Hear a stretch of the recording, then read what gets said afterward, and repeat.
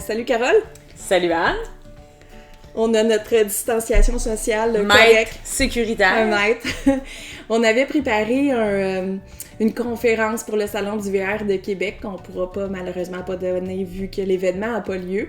Puis on s'est dit, waouh, pourquoi on le partage pas aux gens qui ont besoin d'être divertis en ce moment? Alors on a dit, ben voilà, on est là. On vous partage notre conférence. On vous offre ça. Ouais. Dans un premier temps, on va vous raconter un peu l'histoire de la saison du camping, mais surtout, ce qu'on veut faire, c'est vous raconter nos anecdotes de camping, les meilleures. Moi, je dirais ça comme ça. Alors, allons-y. Bien, tout d'abord, on veut vous raconter un peu qu'est-ce que c'est que l'histoire de la saison du camping. L'histoire de la saison du camping commence avec nous, qui sommes des mordus de camping, puis tout ça à cause de nos parents, qui nous ont inculqué ça dès le plus jeune âge. Moi, j'ai campé dans ma première année de vie. Je suis née au mois de juin et puis en juillet, je campais déjà. Ici, on a des petites photos avec ma maman. Après ça, dans notre super motorisé, on voit les super belles couleurs, là. Avec ma sœur, jeu intérieur et un super feu de camp. Ça, c'est depuis toujours les feux de camp. On voit aussi que la grosseur des feux de camp était pas bien importante à cette époque-là. On avait le droit d'en faire des très gros. Ma saison du camping à moi, elle a débuté en 1979, l'année de ma naissance. Une belle année, n'est-ce pas? Donc, je suis dans ma quarantaine cette année. Ah, jeu de mots. Et donc, elle a commencé dès ma naissance. J'ai commencé à faire du camping, ce qu'on voit sur les photos, bien évidemment. Moi aussi, on me voit avec ma mère, avec les super couleurs que le VR avait à cette époque-là. On voit aussi que le sommeil était très bon en camping. Et puis, un petit bébé campeur, ben c'était ça. 1979, le début de ma saison du camping. Dans les années 80, on peut voir qu'on pouvait être devant le feu de camp nu-pied. Ça se faisait ça dans les années 80. On voit aussi le camping en famille qu'on a fait. La photo de droite, mon frère et moi qui jouent aux cartes dans notre petit campeur porté. Comme Anne disait tout à l'heure, on était 6 dans le campeur porté. C'est le dernier voyage qu'on a fait toute notre famille ensemble. On est allé à Myrtle Beach. On était 6 dans un camion. On était 4 assis en arrière. Et on a tout fait la route comme ça en écoutant du Kenny Rogers. Fait que quand on a eu fini de camper avec notre famille propre à nous, on a eu nos enfants, puis on a commencé à camper aussi avec nos enfants. J'ai mon petit bout ici pour la première photo, il y a 3 ans, puis il faisait reculer son père pour qu'il puisse piner la tente roulotte. Et puis on a aussi les 2 autres photos, là, c'est comment on était organisés avec les enfants dans la tente roulotte. Évidemment, quand Carole a eu ses enfants, ben moi, c'était l'adolescence. J'ai fait le tour de la Gaspésie dans une Hyundai Accent. Fait que on n'était pas à la même place en même temps, mais reste qu'on campait toujours.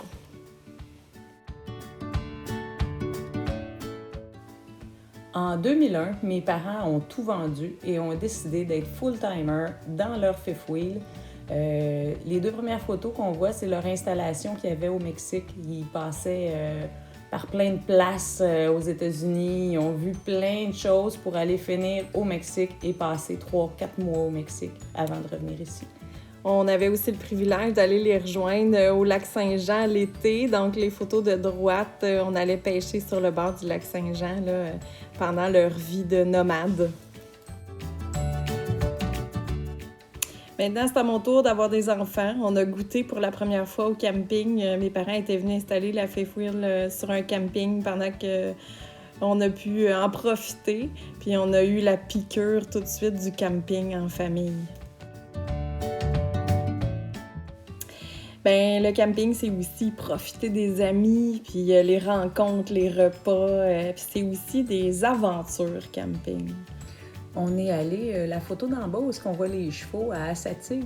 Et puis à cet endroit-là, les chevaux se promènent partout, c'est fantastique. On a aussi recommencé à camper, ma sœur, moi, puis les enfants ensemble. 2014, l'année où le groupe Facebook La Saison du Camping a été créé, donc c'est le début de notre aventure avec la Saison du Camping officielle. Le groupe a grossi de façon extraordinaire là, dès ses premiers jours de vie. Et aujourd'hui, là, on peut dire qu'on épluche à peu près 200 profils par jour qui demandent à être approuvés sur la Saison du Camping durant la saison forte. 2015, c'est la première rencontre de groupe, le premier meet qu'on a fait. On a rencontré plein de nouveaux gens, puis ça a été vraiment extraordinaire. Et depuis, à chaque année, on en fait 2 par année, un à l'ouverture, un à la fermeture. C'est toujours plein de belles surprises. Il y a aussi les autocollants.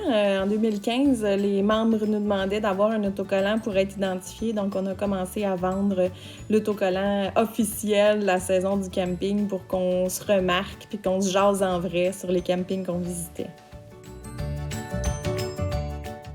2016, le début de notre aventure entrepreneuriale. En fait, on crée la Saison du Camping Inc. et on devient une entreprise. On tenait le registre de nos ventes dans un cahier Canada. On s'est dit qu'il fallait upgrader un peu l'affaire et on a ouvert notre boutique en ligne et on est devenu à ce moment-là une entreprise. 2018, notre premier salon du VR. On était tout énervés. On venait tout juste d'avoir notre première application mobile qu'on allait lancer puis pouvoir promouvoir. 2019, le lancement de nos clips camping. Donc, on a créé une série de capsules informatives sur divers sujets. Qu'on se posait souvent des questions sur le groupe, en fait, que les membres avaient de l'intérêt aussi. Donc, on a créé nos clips camping disponibles sur YouTube, mais aussi sur notre page d'entreprise Facebook, La Saison du Camping Inc. 2020, notre toute nouvelle application qui est vraiment fantastique est maintenant disponible. Celle-là est totalement gratuite et en prime, on a une bière à la Saison du Camping qui devrait sortir cet été. Bref, qu'est-ce que c'est la Saison du Camping aujourd'hui? C'est un groupe d'échange Facebook où il y a plus de 77 000 membres campeurs qui échangent trucs et astuces. Ça génère près de 300 000 interactions mensuellement durant la saison du camping officiel et c'est géré aujourd'hui par 3 administrateurs et une équipe de 15 modérateurs. On fait aussi 2 rencontres par année qu'on appelle nos meets. Et il y a un groupe de vente aussi disponible où il y a plus de 17 000 membres sur ce groupe pour vendre des trucs de camping. Et on est maintenant aussi une entreprise avec notre fabuleuse application mobile, un site web et une boutique en ligne.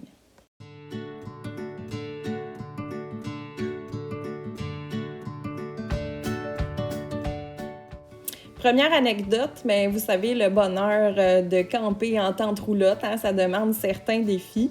Mais ce que notre tente roulotte nous permettait pas de faire, c'est d'avoir accès à la toilette. Bon, c'était simple pour mes garçons puis mon chum, la seule fille qui doit sortir la nuit pour aller faire pipi puis se rendre à la salle de bain.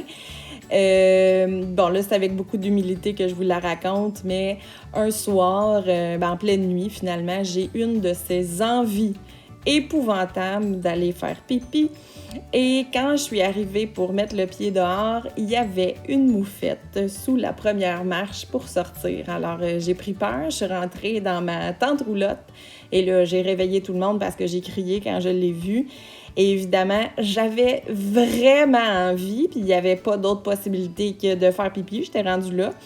Fait que ce que j'ai fait, mes enfants s'en rappellent encore, puis m'en parlent toujours, c'est que j'ai fait pipi dans l'évier. Oui, je l'avoue, j'ai fait pipi dans l'évier et c'était plus fort que moi. Ça, c'est ma première anecdote.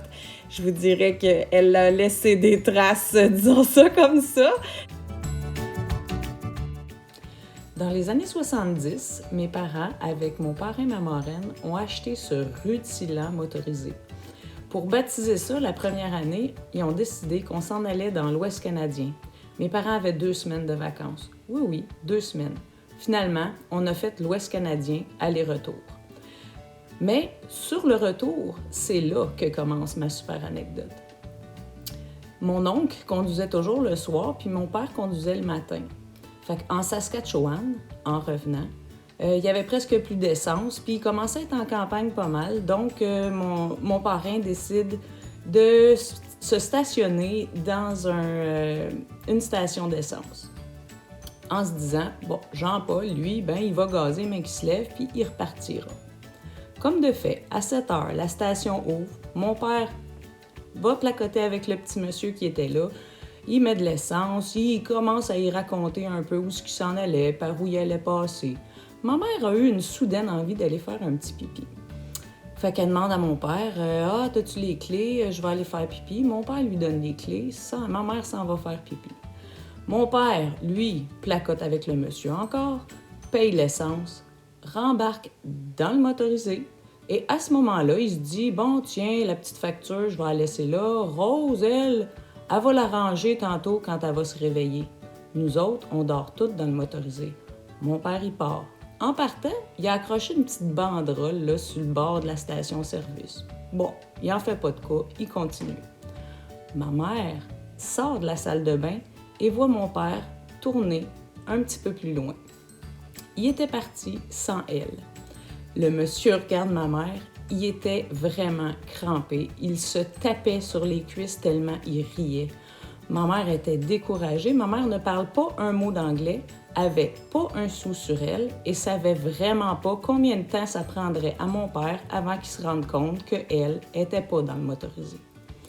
À ce moment-là, le monsieur s'en va, il barre son garage à clé, il s'en va dans son auto. Ma mère, elle est convaincue que le monsieur, il s'en va puis qu'elle, elle va être prise là tout seul. Non, le monsieur, il baragouine de quoi en anglais qu'elle ne comprend pas, mais elle finit par comprendre qu'il demandait d'embarquer dans son camion pour qu'il puisse aller les rejoindre.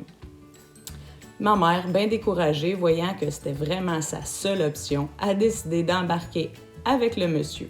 Le monsieur part.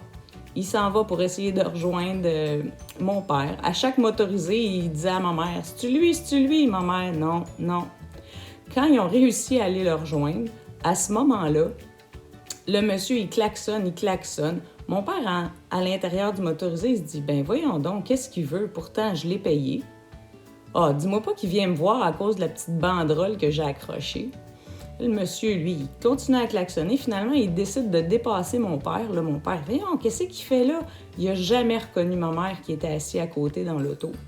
Fait que le monsieur s'en va en avant, fait ralentir mon père. Et à ce moment-là, il arrête. Lui, il arrête en arrière du monsieur. Et à ce moment-là, il voit ma mère sortir. Et il était découragé. Là, le monsieur, lui, il riait. Il se tapait encore plus fort ses cuisses. Là, il voit à l'intérieur qu'il y avait ma marraine qui était là puis qui se penche. Elle a dit, « Voyons, Rose, t'étais où? Qu'est-ce que tu faisais? » Le monsieur a fini ça en disant à mon père, « La prochaine fois, tu peux toujours bien les laisser toutes les deux là, mais pars puis roule plus vite. » Voilà ma petite anecdote. Notre troisième anecdote, Myrtle Beach 2015. J'ai l'idée de vivre un moment magique avec ma famille. Donc, j'achète dans un magasin de pétards, là, de feux d'artifice. J'achète des lanternes. On est avec nos amis, puis on se dit, pour notre dernier jour sur la plage, on va allumer des lanternes. Fait que je fais écrire le nom des enfants sur la lanterne, puis on écrit l'année, puis on se dit, tu sais, ça va clore nos vacances comme une petite cérémonie. Alors, j'étais remplie d'espoir de vivre un beau moment. On s'installe, toute la famille, on allume la lanterne, il faut la laisser se remplir. Je rappelle qu'on est sur le bord de la plage. Et j'avais oublié un facteur très important sur le bord de la plage, c'est qu'ils vendent anti-pépère. Donc, on s'installe pour allumer nos lanternes et puis on essaie de la laisser gonfler, mais le vent poigne dedans. Puis là, la lanterne se met à chambouler, béding, badang, part dans le vent. Les enfants courent après pour la ramasser. Moi, je fais juste m'imaginer que le coup de vent l'amène sur le camping, fait flamber une roulotte. J'hurle, les gens courent sur la plage pour rattraper ça. Finalement, les enfants ont réussi à la rattraper. et ont jeté du sable dessus, ils ont pilé, l'ont enterré. Beau moment de panique finalement. Alors ce que vous voyez, c'est mes enfants qui tiennent les cadavres des vestiges du moment magique de la lanterne. Alors l'idée était là, mais c'était pas nécessairement une belle idée. En espérant que nos petites anecdotes ont su vous désennuyer un peu dans ce moment de quarantaine. Puis, on se souhaite une belle saison du camping, évidemment. Oui, en espérant. Hein? On garde espoir, Et on en profite pour aussi vous demander, à vous autres, de nous raconter vos petites anecdotes de camping. Question de se changer d'idée puis de se faire rire un peu. Tellement. Bonne quarantaine, la gang. On vous aime.